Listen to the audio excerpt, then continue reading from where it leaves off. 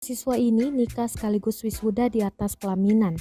Ia bahkan menggunakan toga dan baju wisuda layaknya mahasiswa pada umumnya.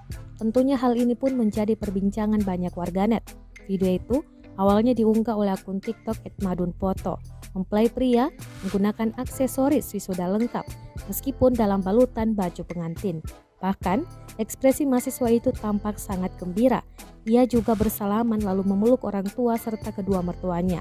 Sementara, sang istri senantiasa berdiri di samping pria itu saat acara wisuda berlangsung. Diketahui pria tersebut merupakan mahasiswa jurusan teknik industri.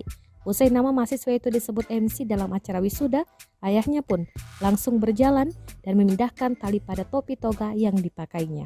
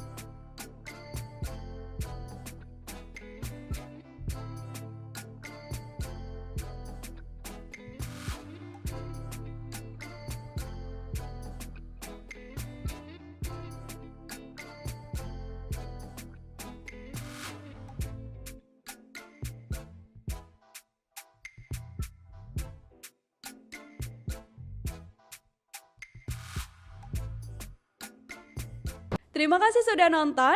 Jangan lupa like, subscribe, dan share ya.